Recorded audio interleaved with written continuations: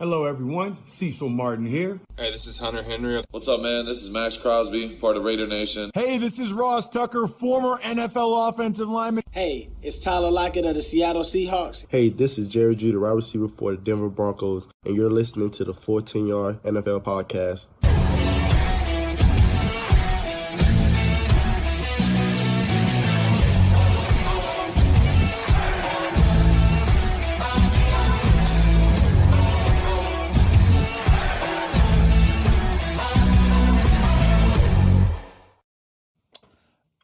The NFL regular season is over.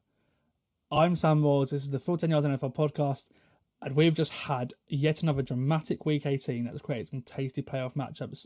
And yeah, we're just so excited now for next week. But we've got to adjust Week 18 first. We've got to talk about it. There are 14 teams still alive, and for the other 18 teams, unfortunately, their season ended on Sunday nights. And there's only one place to start with that, and that's with a playoff game. Well, it felt like a playoff game between the Miami Dolphins and the Buffalo Bills, where the Bills won their fifth straight game to snatch the AFC East title from the Dolphins, to win their fourth straight AFC East championship and secure the number 2 seed in the AFC. But it wasn't plain sailing for the Bills. As the fourth quarter began, the Dolphins were actually leading. They're 14-17 up. They were 15 minutes away from winning the first AFC East title in 15 years. And everything was going their way. They were dominating Buffalo on the ground. They had a top offensive game plan. And that was bearing on they were missing 2 of their top passing weapons in Jalen Waddle and Raheem Mostert, who's been a factor in the passing game too. And they'd forced Josh Allen on defense into throwing 2 interceptions, and they just strip-sacked him before the fourth quarter began. And they were playing some great defense all around, missing their 2-star pass rushers in Bradley Chubb and Jalen Phillips, their all-pro cornerback in Xavier Howard, and the Pro Bowl caliber safety in Javon Holland, who came into this squad with an injury, and he was moving in and out. They also stopped the Bills from scoring a goal at the goal line before half time as well, so that's why they were leading. They prevented a touchdown. A great tackle from Jerome Baker, who was another player who unfortunately is going to be out with injury. He's sustained an injury in this one, a wrist injury, and they've lost him for the year. But after half time, after their run game didn't work, on one drive, they just completely abandoned it, and the Dolphins' offense wasn't the same again, and it allowed the Bills to get back into it. They had no offense in the second half, and their defense just lost, their pretty much only pass rusher left in Andrew Van Ginkel. He again is going to miss next week's game in playoffs. And that just contributed towards a huge momentum swing the Bills' way, and it saw them score 2 touchdowns and win the game. And that's mental, and it's because Josh Allen stepped up. We saw the full Josh Allen experience in this one, and he just embraced the moment, something the Dolphins' offense couldn't do, and we'll get into that later, to give Buffalo another statement win and to secure their 4th straight AFC East title. After that Christian Wilkins strip sack, the Dolphins, surprise, had no offense. They punted on that drive, and they were made to pay by Deontay Harty, who returned Jake Bailey's punt back for 95 yards and a touchdown to tie the game. That was actually the second straight week that the Dolphins have allowed a return touchdown. So special teams has been an issue for them this year, and they lost their 4th pass rusher, Cam Good, on that play too. So again, another injury. It's just the story of the Dolphins season. And then to win the game, Josh Allen found... it turned out to be to win the game. Josh Allen then found Dawson Knox for a touchdown that gave Buffalo their first lead with 4 minutes to go. The Dolphins punted again after that, and it gave Buffalo the chance to run down the clock. But their defense came out big. They couldn't... Josh Allen couldn't convert on 4th and 1, and they're making a stop and giving the Dolphins one more drive to win the AFC for the first time in 15 years. Miami made it past midfield. With over a minute left, they were there. They could score to tie the game, and all they needed, to win this game was a tie, so they could go to overtime and play for a tie potentially. I don't think Buffalo would have wanted that, but all they needed in this game was a tie, and they were there. It looks like the game could go to overtime. Had this got into the end zone, they got over midfield, and Tyreek Hill dropped a pass that could have gone to the house. He could have gone for a touchdown, and after that, the Dolphins season ended because one play later, Tua tried to force a football into Chase Claypool, who's barely played for the Dolphins all year. He's had like 2 or 3 targets all year, but it was just a really poor throw. I don't really know what Chase Claypool was doing. I don't know what route he was running. It looked really, really weird, but Taylor Rapp saw where Tua was going, saw that it was underthrown, jumped in front of it, and intercepted Tua's Tagovailoa to win the game for the Buffalo Bills. and yeah, unfortunately for the Dolphins, that's their well, they quite frankly, they bottled the chance to win the AFC East. They had a 3-game lead of the division, needing wins over the Tennessee Titans and the New York Jets 5 weeks ago to settle the division. But that loss to Tennessee on Monday Night Football, followed by Buffalo winning out, just really complicated things for them. And despite beating the Cowboys on Christmas Eve, they needed to win one more game against Buffalo and Baltimore, who ended up being the top 2 seeds in the AFC, to win the division. And unfortunately, they came on shut. They couldn't win those games, and they are unfortunately a wildcard team in the playoffs. I said it before, I think Buffalo are probably Baltimore's biggest threat to the AFC title. I think they will be the 2 teams that will meet in the AFC title game, and I think they'll be, well, one of those 2 teams will be in the Super Bowl for the AFC. I think, everyone else, every other 5 teams in the playoffs right now have something wrong with them. I don't think Buffalo do. They fixed it. They're much better on offense now. They have Joe Brady running the show. And we saw Miami's offense on Sunday night. It's their inability to win in these big games, and it's been a problem for 4 years, even before Mike McDaniel came in, because they started the Super Bowl window. They started this tank for Tua 4 years ago, or 5 years ago now. But they started that process. They built a very, very, very good roster from it, from completely restarting. They've had 4 straight years of winning records, and they every year they've crumbled in December and January, and it looks to be the same again. The first 2 years they missed the playoffs. They were in, and they couldn't win in December and January, and they missed out as a wildcard team, but they weren't really good. The last 2 years they've been have a very, very good roster and a very, very good offensive play caller. And last year they looked like they probably would, potentially get to the playoffs and win a playoff game. Well, they got to the playoffs, but they didn't win a playoff game. Obviously, losing to a Tagovailoa will be a big factor in that. And then this year they've been even better than they were last year. Tua's played all 17 games, but they've come unstuck in December and January, and they've had some horrific injury luck. It's just been a shame. And I mean, you can't just blame injuries. Their offense has really struggled in these big games too. The defense has played great. And fair play to Vic Fangio. He's had a couple of games where he has respected the opposing quarterback too much, and it has cost Dolphins. But by and large, in the big games, it's been the offense that's been the fault, which has been so disappointing, because it broke so many records at the start of this year, and they've just struggled to beat the good teams. No one's ready to blame. It's a bit of everyone. Obviously, injuries, as I said, has been a huge factor. There's also the fact that Mike McDaniel has sort of come unstuck with his play calling in big games. It's been a real issue. He's sort of abandoned something after it went wrong time, and then it would mean the Dolphins were one dimensional in the fourth quarter, and most of the time they were coming unstuck, and Tua won't be able to get them out of the hole. And that's a big concern as well. The fact that Tua, he's had so many fourth quarter comebacks in his career. He had that amazing one against the Chargers this season, but he's come unstuck in the big games, and he's looked small. He's shrunk in the big games, and that is a concern, because we see he can do it, but in the big games when the Dolphins have needed him, he's not been able to elevate. He's just played to his steady level. That big good defenses can he's limited in that aspect. I know he can do it, but he's not done it on the big level, and that is a concern going into the postseason now for Miami. And then there's also Tyreek Hill, who he's been so great. Obviously, he was MVP candidate. He probably would have got 2,000 yards, I think, had he not missed that game against the Jets. But unfortunately for him, he has also been a bit responsible for this. Like, no one's solely responsible, obviously, but Tyreek's had just a bigger part as Tua and Mike McDaniel have in the offense's misfortune, because Tyreek has had so many drops on second or third down that would have been huge gains that would have elevated the Dolphins' offense in the big moment. He had a couple against Kansas City, he had a couple against Buffalo, he had a couple against Philadelphia, and those and he dropped a touchdown against Baltimore. Had he got half those passes, we could be talking about a Dolphins team being the number 1 seed or number 2 seed winning the AFC East. But unfortunately, all those Tyreek Hill drops, and he's not had many drops, but they've all come in the big moment, and that is a real big concern for the Dolphins as well, again, going into the playoffs next week.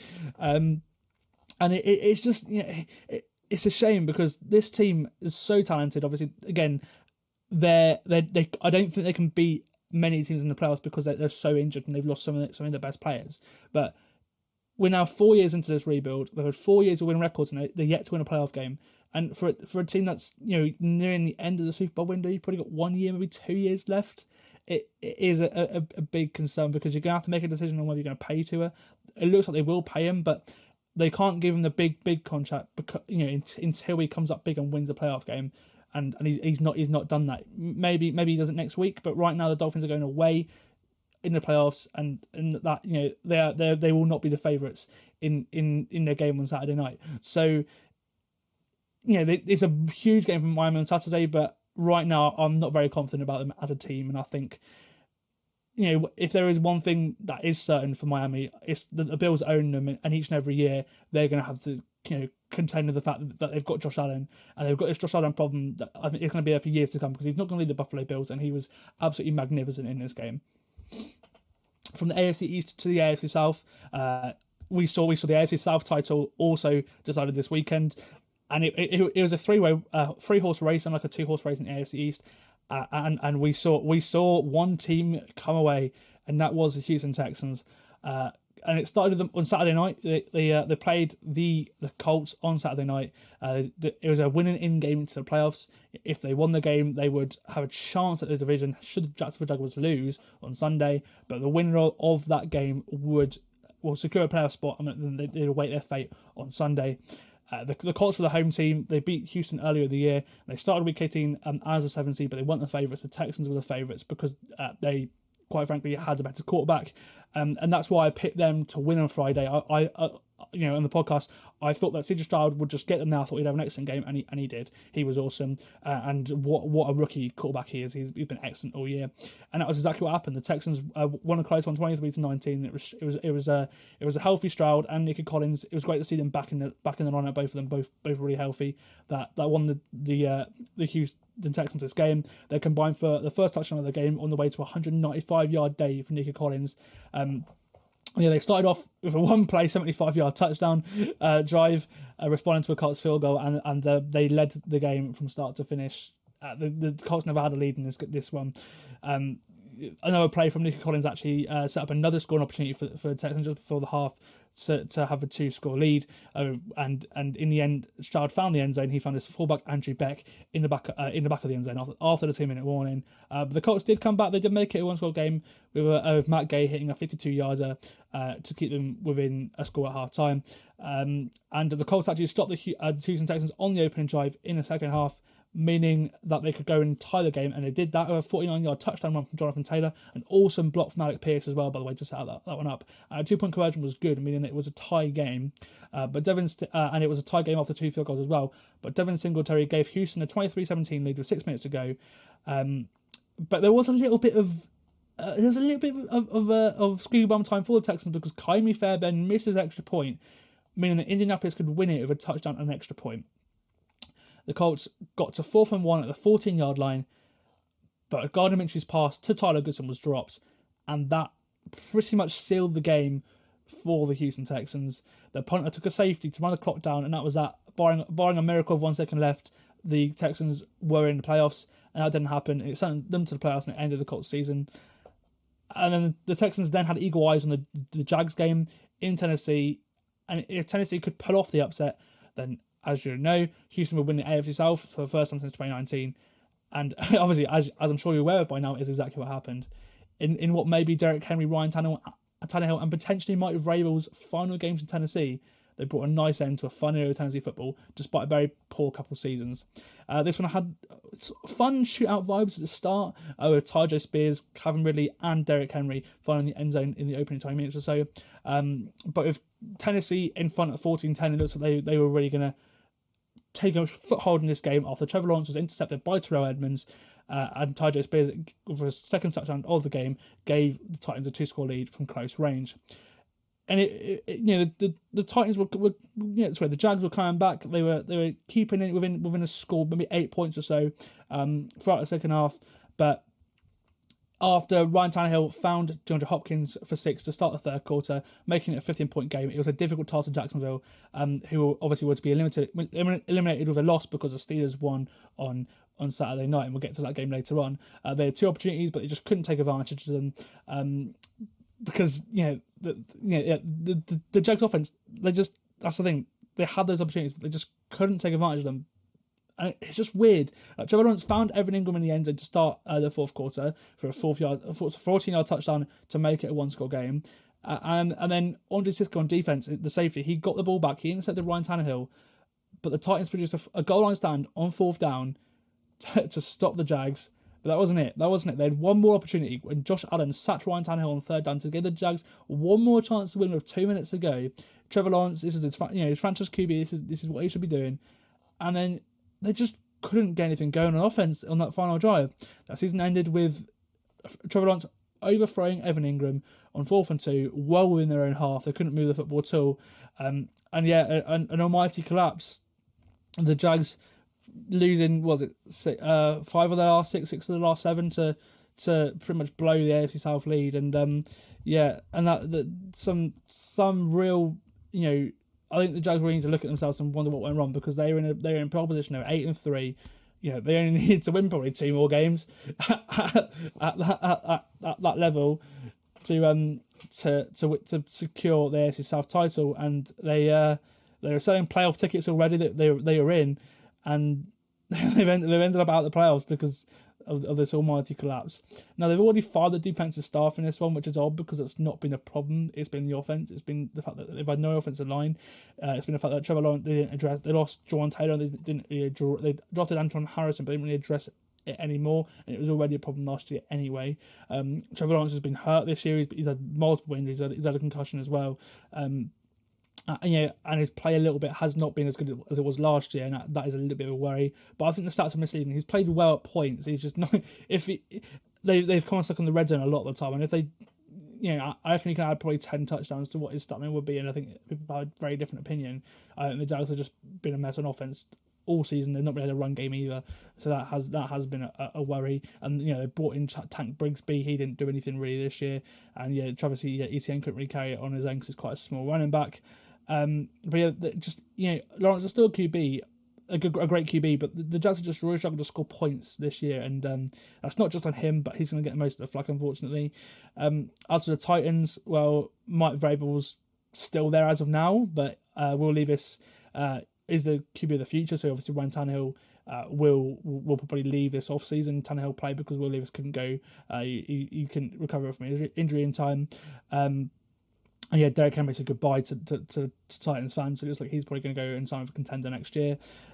As for Vrabel, he don't get fired, which is good because I don't think he should have been fired anyway. I think he's a great coach, but there are rumours that he's waiting to see what happens with Bill Belichick. Maybe he might try and force a move to the Patriots. Who knows?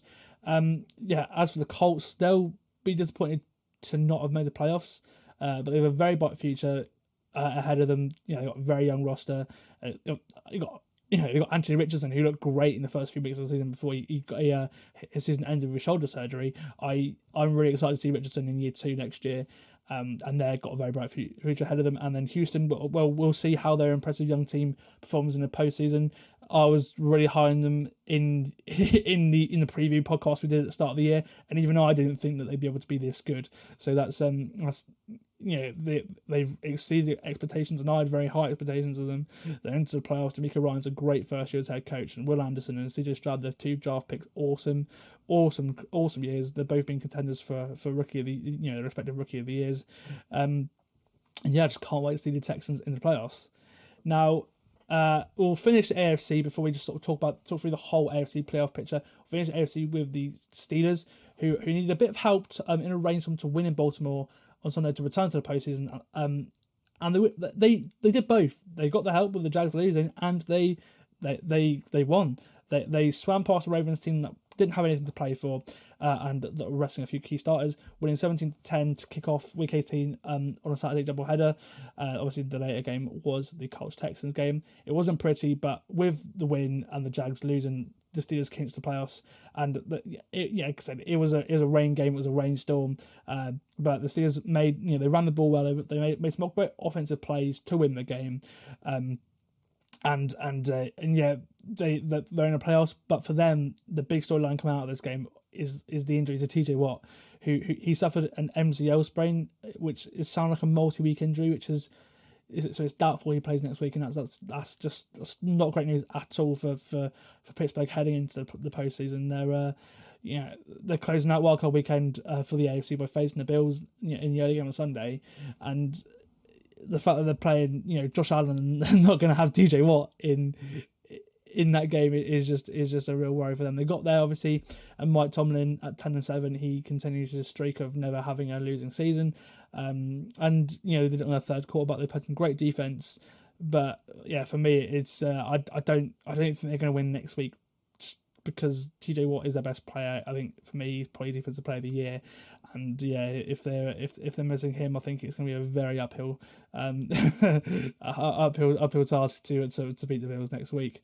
And then before we go over to the NFC, we'll go through the rest of the playoff games. And the Texans, obviously they're the 4 seed. They will kick off the playoffs heading to Cleveland on Saturday evening before Miami head to a Baltic Kansas City. It's going to be freezing on Saturday primetime game. I can't wait for all these games, to be fair. The Browns-Texans game is going to be so cool because they met a couple weeks ago. The Browns won that one.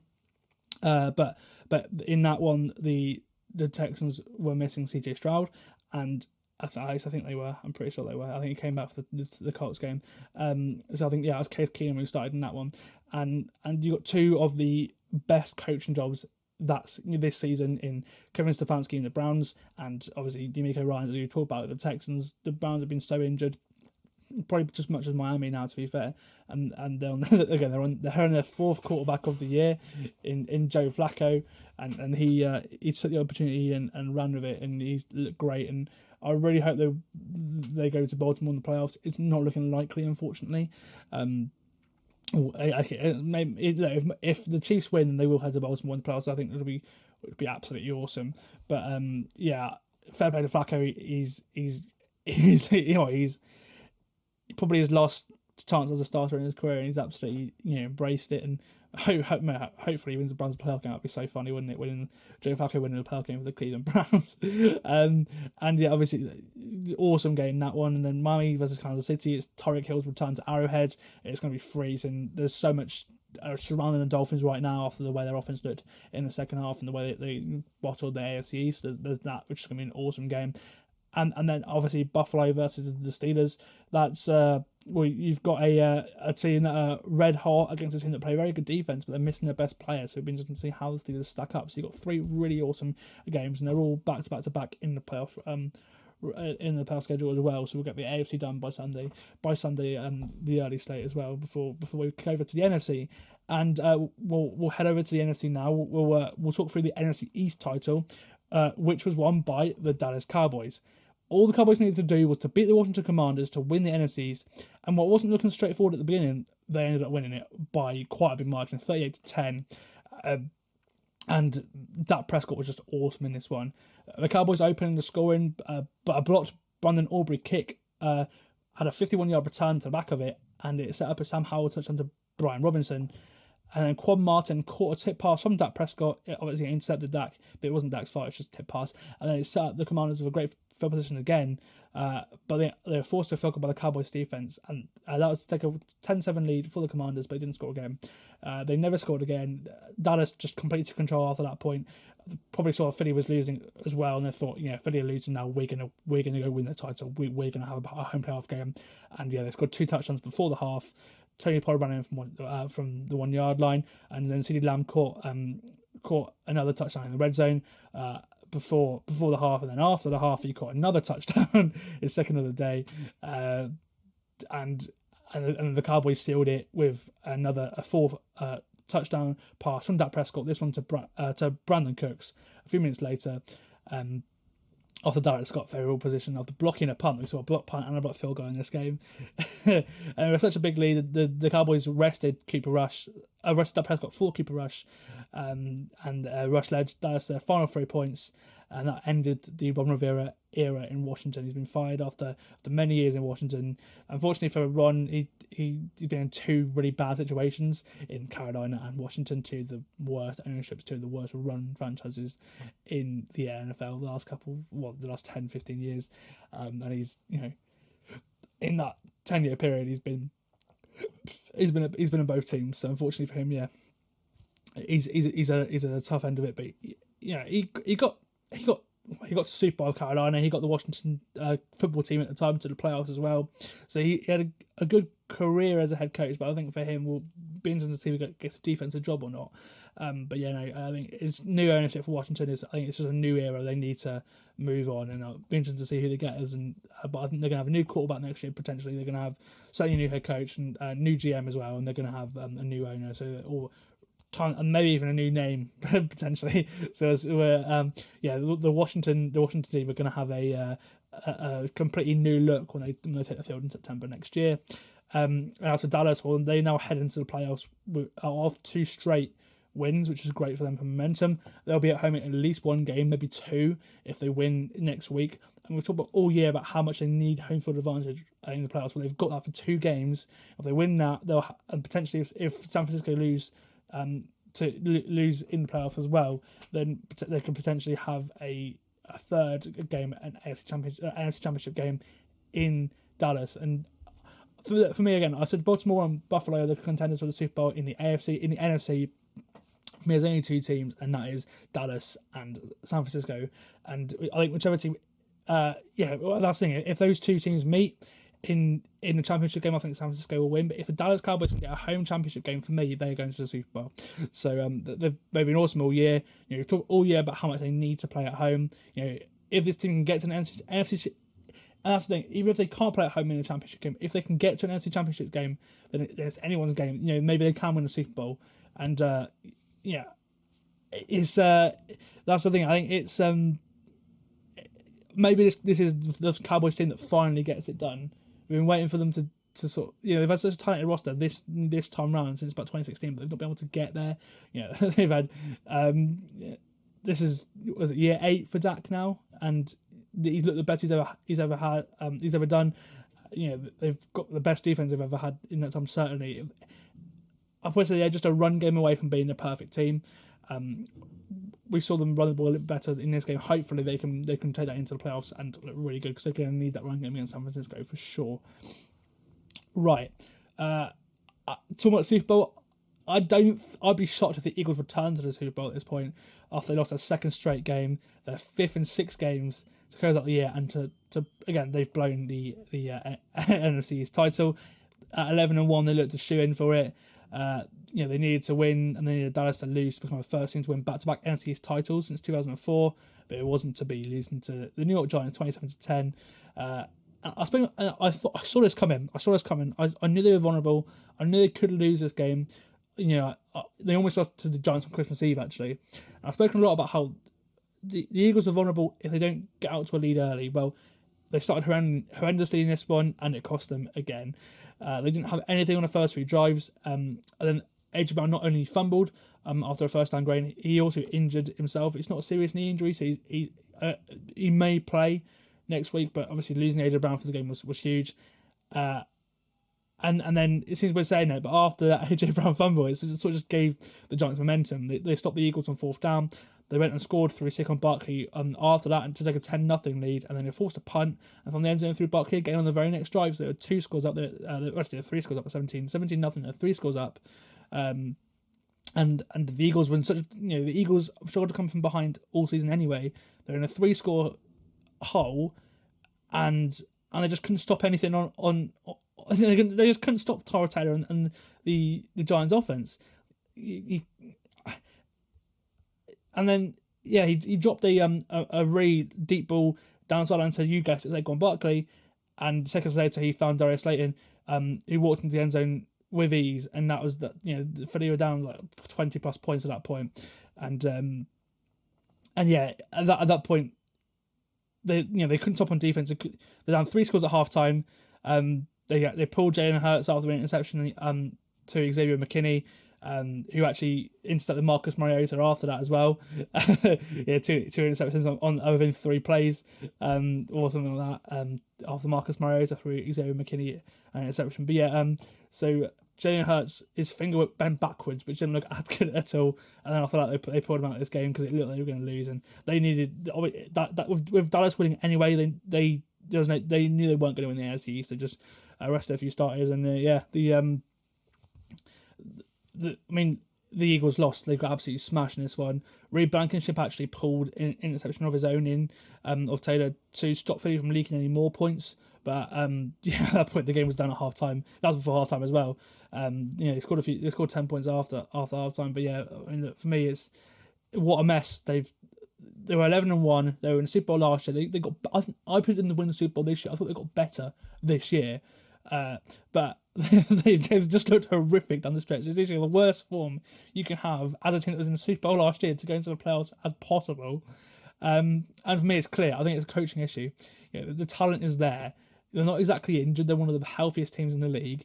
Losing AJ Brown in this game was huge, but again, it's not a serious injury. He may be back if they win a playoff game, even if and he may play next week.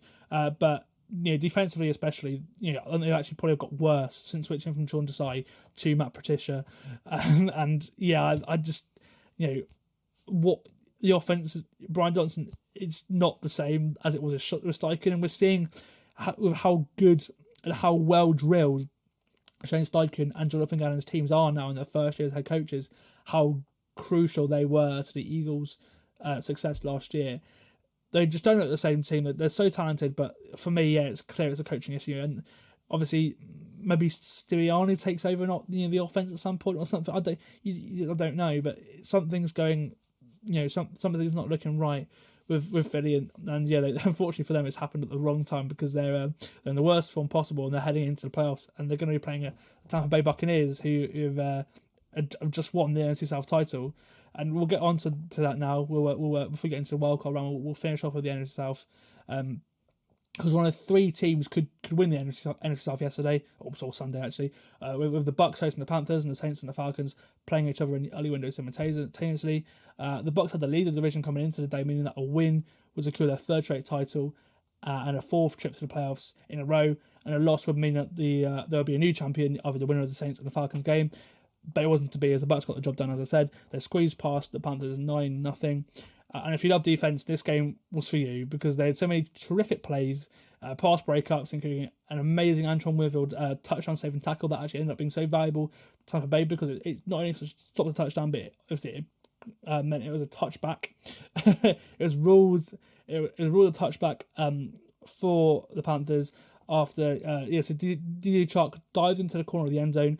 Antoine Winfield just slammed into the side of him. He jarred the ball loose and he created a fumble over the pylon, which obviously resulted in a touchback and right the way the touchdown for the Panthers. And that was actually, fair play to Winfield as well because he was playing hard after being bitterly disappointed not to make the Pro Bowl.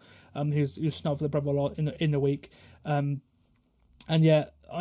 Panthers had nothing offensively, but the Bucs didn't really either. But obviously Baker Mayfield's he's got rib injury, and the Panthers' defense is really, really good in this game. Actually, to be fair, I mentioned it was a good defensive game for both teams. Panthers' defense played really well, but the Bucs got the job done. Chase McLaughlin scored all 3 field goals for Tampa Bay, and unless anything at the very end of the game was changing, they were on their way to the NFC South title. Bryce Young did have one final drive to try and score before maybe going for an onside kick. They got the ball over midfield. They looked like they were probably going to score on the drive. But unfortunately for Bryce Young, Joe Tryon-Shoyinka got to him. He struck the football and won the game for the Tampa Bay Buccaneers. I think that would have been the last time that Carolina had the ball. As Tampa Bay then ran down the clock afterwards, and it meant they went 8 straight quarters to end the year without scoring a point, which is really weird because we thought that Carolina had their stuff fixed. We thought they were fixed. We thought they maybe found a little bit of a groove under Bryce Young there. That game winning drive against Atlanta, and they had that 30-point game against the Packers where they probably should have won that game, if I'm being honest to you. And since then, obviously, the last 2 games they've just not scored a point, and they'll be looking for a new GM. They fired Scott Fish, they'll be looking for a new GM. They'll be looking for a new head coach, and we'll be interested to see what that GM says about Bryce Young and how he feels about them, because it's not been a very successful draft pick so far, especially when you look at if you look a little bit more further west and you see Houston and CJ Stroud having an absolutely amazing season. It's not a great time to be a Panthers fan, unfortunately, for them. And whilst this was going on, obviously we saw the Saints Falcons game, and in that game we saw 7 times the points that we saw in that game, 64 points in total, so 7 times and then 1 more point. And in that game, should the Saints win, the season would stay alive. With a win, and if the results went their way, they could sneak in as a wildcard team, even with Tampa Bay winning the division. And get that win they did. They just comprehensively beat the Falcons 48-17. Again, this one, we had shootout vibes early on in this game too. 3 touchdowns in the first quarter, 14-14 a few minutes later, and it was 17-all at half time. But a nightmare of a second half just saw the game get away from the Falcons. They just didn't score again, and it started with an interception to from Desmond Ridder, who started in place of Taylor Heineke, who couldn't recover from his ankle injury in time. They threw a horrific ball to Alontae Taylor, and he actually should have thrown 2 more interceptions as well. One on the next drive and then another one in the red zone on 4th down as well in the 4th quarter. And 2 plays later, Derek Carr hit Chris Olave for a touchdown. He literally juggled the ball in the air, but he managed to pull it in and get his feet in bounds in the end zone. And then a few minutes later, with Atlanta giving the ball back to New Orleans, Carr launched another awesome ball, really deep ball into the end zone for Rashid Shaheed. Perfect ball placement by Carr as well, who had an awesome game. He was one of the best QBs this week. With 3 defenders in the area, he slotted it right in front of Shaheed. Awesome ball placement from him. And that was enough for giving the Saints a win, because, as I mentioned, the Falcons were just horrific on offense in the second half. They scored another field goal, which was followed by a second A.T. Perry touchdown after New Orleans recovered a snap that flew right over Desmond Ridder's head. With getting out of reach, Logan Woodside came in at callback for the Falcons, and he actually threw an interception to Tyrann Mathieu. And this is where it got interesting, because Mathieu returned the interception to the 1-yard line, got all the way to the 1-yard line return, and 1-yard line on the return, and then New Orleans lined up in victory formation at the 1-yard line to just run out the clock. But Jameis Winston and the offense thought, wouldn't it be nice to give Jamal Williams a touchdown? He's been great all year. Well, he's not been great all year, but they think he has. And he's not had a touchdown all year, so we'll sneak him in. We'll see what happens. And Jameis Winston, he caused some chaos with that decision. Jamal Williams did go in. He ran in for the touchdown. Checked out of literally he ran through the Falcons defense in victory defense and scored the touchdown, and let's just say that caused some beef. Obviously wasn't supposed to do that. It was meant to be just nil timeout, and Saints win the game. But I mean it's a nice thing for Jameis to do for a teammate, to get his first touchdown of the year. But Arthur Smith was not happy. He was livid at Dennis Allen after the game, and that was actually the last time we will see Arthur Smith as a head coach on the field in the NFL, because after the game he was the first NFL coach to be fired on Black Monday. It's not really surprising. The team was a mess. Despite better talents and offense, they regressed, and they saw, they just saw so much weird stuff on offense. Smith just got in his own head a little bit. He just couldn't really get his best players involved. We've seen John U. Smith as the best weapon in their offense a lot of the time. It just seems mental to think about. But yeah, it's just, if I'm being honest, the right decision. I've been calling for it for a while. I think I want Atlanta to get a good quarterback. Honestly, get Justin Fields and Ben Johnson to Atlanta right now, and you've got one hell of an offense. That's just all I'm saying. I think that's a terrific offense, and I think that team wins the division next year, for being honest with you. But I think a lot will happen in Atlanta over the offseason. But one thing that is certain is that Arthur Smith will not be there. As for New Orleans, obviously it's a shame that they won't be in the playoffs, but their inconsistencies on offense will sort of cost them. Maybe they make a change there. It sounds like Dennis Allen's probably going to be sticking around. Obviously, winning record for the Saints, better than last year. But it's an interesting one, because he's on the hot seat, definitely, because they were so inconsistent this year. As I said, they were so inconsistent this year, especially in offense.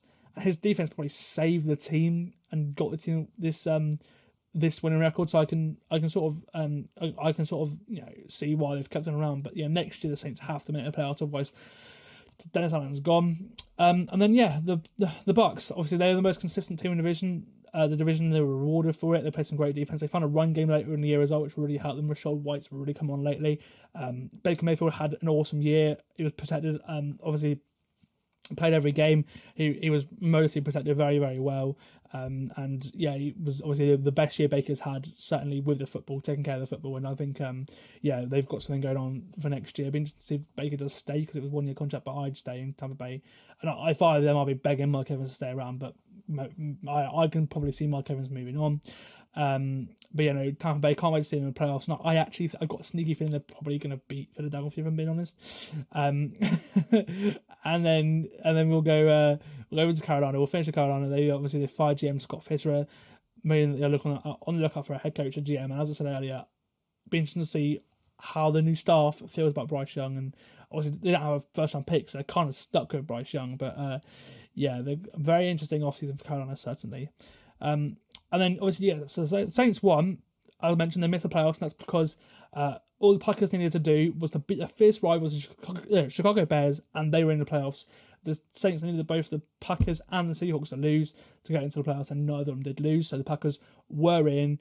But it was just such a weird one, wasn't it? Because I had a sneaky feeling the Bears would do it, because coming into this one, the Bears had won 4 of their last 5, but were absolutely demolished by the Packers in week 1. And they have historically struggled against the Packers on the Matt LaFleur as well. One winning 15 games, however long it was, and they were absolutely owned by Aaron Rodgers at quarterback.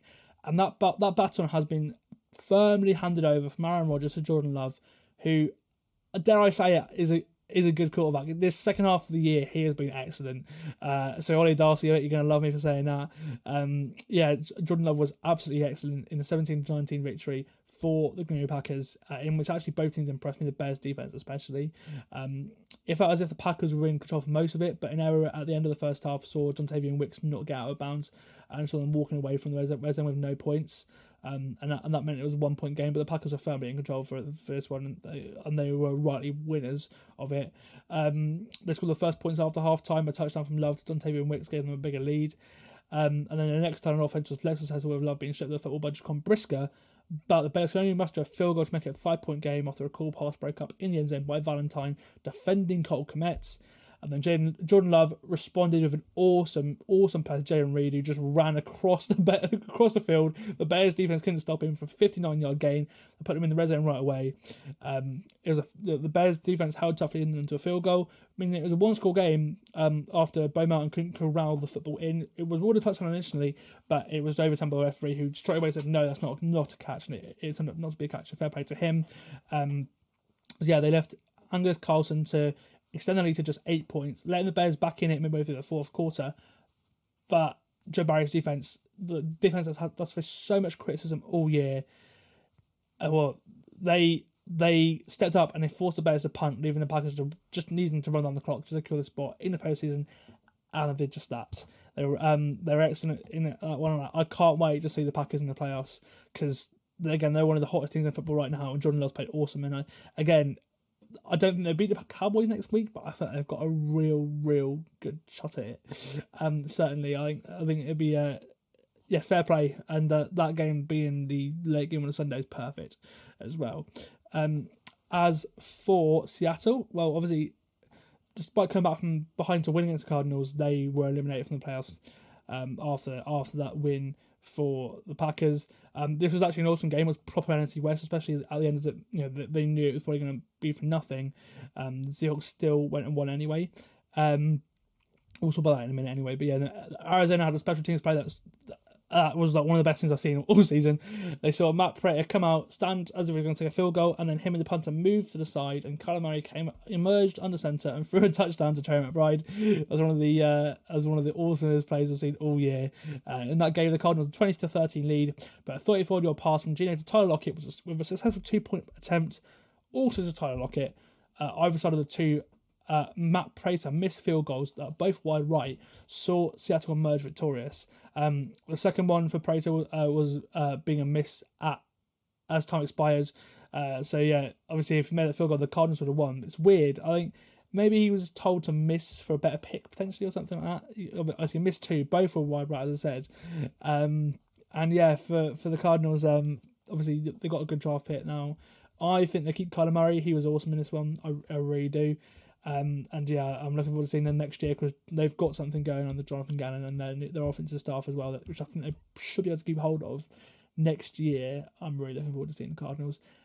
As for the Seahawks, well, like Jacksonville, their season was ruined with a run of 1 win in 6 games, a period where they were just super banged up as well. And it was always going to be a difficult task to win the division, not win the division, but to make it into the playoffs after that. They needed to win the last 4 games, and they won 3 of the last 4 to be fair to them, but unfortunately they lost the one that they needed to win it in Pittsburgh. Against Pittsburgh, it was at home last week, and that obviously was one that pretty much eliminated them for the playoffs, and obviously the Packers winning did eliminate them. I'm really interested to see what they do in the offseason now, because what they have right now isn't working. Something's with their defense, the offense. Like, are you really going to be a successful team with Geno Smith a quarterback? I don't think so, if I'm being honest. We'll see what Seattle do. Obviously, not being in the playoffs, they have a better draft pick than they would do if they were in the playoffs. So maybe that gives them a little bit more flexibility. But I think they're going to have some changes in Seattle because they're such a feel-good story last year, and then this year they've just really underwhelmed because they're just in the same spot they were last year. In fact, they didn't even make the playoffs this year, and defense regressed despite having more talent, and that's a real concern. Pete Carroll staying around. He's just 74 years old. He's gonna carry on in the NFL. Unfortunately, Seattle won't be in the playoffs, which means that in the NFC we have the number 2 seed Dallas Cowboys going to play Green Bay at home in Dallas in the first of the 3 NFC games. And then on Sunday night, we've got, again, traditional Cowboys, 9:25 time, it's their domain. And then on the Sunday night game, we have Matthew Stafford returning to Detroit, the 6 seed Rams, going to the 3 seed Detroit Lions on Sunday Night Football. What a game that's going to be. I can't wait to watch it. We'll preview all these games on the podcast on Thursday or Friday. And then the Super Wildcard round ends with the Bucks welcoming the Eagles on Monday Night Football. And I'll tell you what, I got a feeling the Bucks win that. Anyway, before we finish, I'll just go through every other game. I'll just sort of recap and tell you my thoughts of the rest of the games, the not very meaningful games in the NFL that happened also on Sunday before I end the podcast. Starting in Cincinnati, where the Bengals finished their season on a high with a winning record and the first division win of the season over a Browns team that were resting starters. It's just mental. That it seems insane that a 9-8 team went 1-5 in a division, but the Bengals did. Fair play to them. It now means that all 4 AFC North teams were over 500, and it's the first time that any division has done that in a Super Bowl era, and it's the first time that any division has done that since the 1930s. So yeah, what a division AFC North was. I actually put this in the podcast, in the preview podcast. You can go back and listen to it at the start of the year. I thought that it would be a 4-team race or so. For the division, I thought all 4 teams would be awesome, and they were. They've had a really easy schedule, and obviously, other than playing each other, the Bengals were great, other than in division, and a couple more division wins with Jake Browning, and they might snuck into the playoffs. So fair play to them. Browning would look really good in this one actually as well. But next season it's probably the last year in a Super Bowl window of Joe Burrow, but because they don't have to pay Jamar Chase. We'll see what happens there, and obviously T. Higgins might stay around, might not. The Browns obviously resting starters. We'll see them in the playoffs next week, and the Bengals they finished their season on a high. We'll go over to the NFC now, where the Lions are heading to the playoffs for a win, but they've lost a key member in the process of that win. They had a chance, albeit small one, at the 2 seed. They went full strength. They didn't rest any starters because of that. But after Dallas won, they remained the 3 seed, and unfortunately they lost Stanley Porter to a hyperextended knee and a bone bruise. It was a fun game. All Lions games are shootout kind of vibes. I need to stop saying that. Nick Mullins was Nick Mullins. He was wheeling and dealing, but he also had quite a few turnover worthy plays. But yeah, the losing Laporte might come back to haunt the Lions because they didn't really need to play the starters in this game, and they're missing one of the best offensive players heading before they welcome Matthew Stafford next week. That'll be very, very interesting. The Jets beat the Patriots for the first time since 2015 in the midst of a snowstorm at MetLife Stadium in a horrific game. 2 very bad teams in the snow. yeah, and the Jets got the job done, beating the Patriots in what might be Belichick's last game. We don't know. He said he's going to leave it up to Robert Kraft. Obviously, he's not going to resign anything because he's under contract. But yeah, we'll see what happens with the Patriots and Belichick. We'll probably have more for you on that on Friday. But yeah, I think the funny thing in this game was what the Jets were 9-3 up with 2 minutes to go. Bailey Zappi threw an interception to Ashton Davis, but he lost the fumble on return. So the Patriots got the ball back. And then Zappi threw another interception to 2 plays later. And then 2 plays after that, Brees Hall finished the job with a 50-yard rushing touchdown for the Jets, the only touchdown of the day. They run Brees Hall 30 times in this game. So, they haven't used him enough all year, and then they use him 30 times in the snow. So, sounds like the Jets this year, doesn't it, really? Going back over to the NFC, Carson Wentz led the Rams to their first win over San Francisco in 5.5 years. In a game that Puka Nacua made history. Wentz looked really solid. Carson Wentz looked really solid in his return. He looked really good. And he was one of the highest graded players on PFL this week. And, Puka Nacua, he broke the rookie receiving yard record from the 1960s, and he broke Jalen Waddle's rookie receptions record as well, having 40 yards and a touchdown that opened up the game. The Rams didn't actually lead again until they converted the 2-point conversion after a Wentz rushing touchdown to take the lead of 5 minutes to go. And that ended up being enough after the Rams forced a fumble to win the game. And yeah, McVay finally beat Shanahan. If they can upset Detroit next week, then they will head to San Francisco in the playoffs. So hopefully maybe they'll get a rematch for this one. But obviously both teams will be full strength then. Obviously Cooper Kupp didn't play in this one or anything for the Rams. We'll go back over to the AFC and we'll finish with the 2 AFC West games because the Chiefs were that division last week. It was one of the only battles that were one of the only divisions that had nothing going for it in the at all. The Broncos lost to the Raiders, meaning that Antonio Pierce finishes his interim head coach tenure with the Raiders at 5-4, sweeping Denver for the 4th straight season. So yeah, the Broncos just can't beat the Raiders. And a couple of cool plays in this one. The Raiders dialed up a Jacoby Myers pass play. There was nothing there for him, so he just tucked it and ran the other way, ran for a touchdown. That was quite cool to begin the game.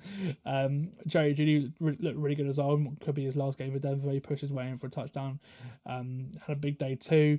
Literally pushed his way in for a touchdown.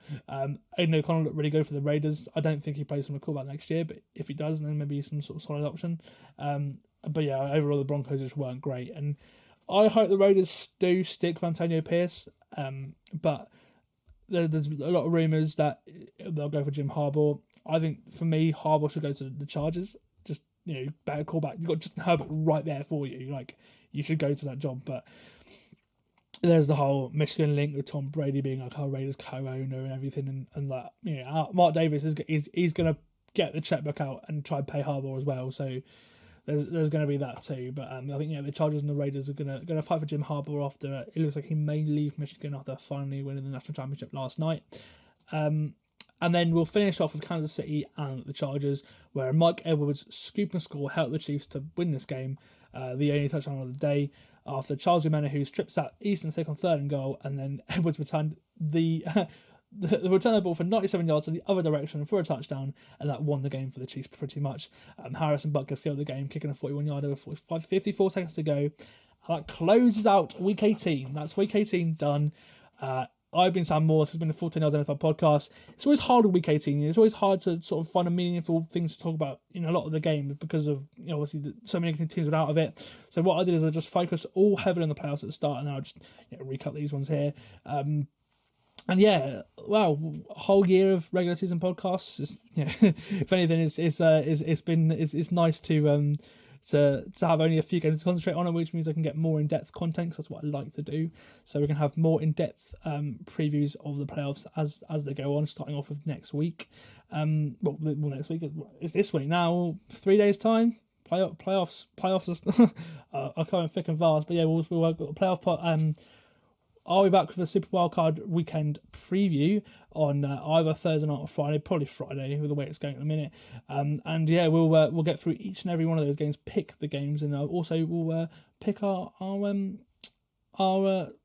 season awards potentially as well. That might be a divisional rival. The divisional rival. That might be a division playoff job, I think. But yeah, wow, that's it. Regular season's done. It feels great to be in the playoffs right now. My team, the Miami Dolphins, are still in the playoffs, although I don't think they're going to do very well in the playoffs. They're probably going to lose in Kansas City next week. But that's it. That's the regular season done. This has been the Full 10 Yards NFL podcast. And this is our last week recap. It's been our Week 18 recap. And I will see you for our Super Wildcard weekend preview. Goodbye.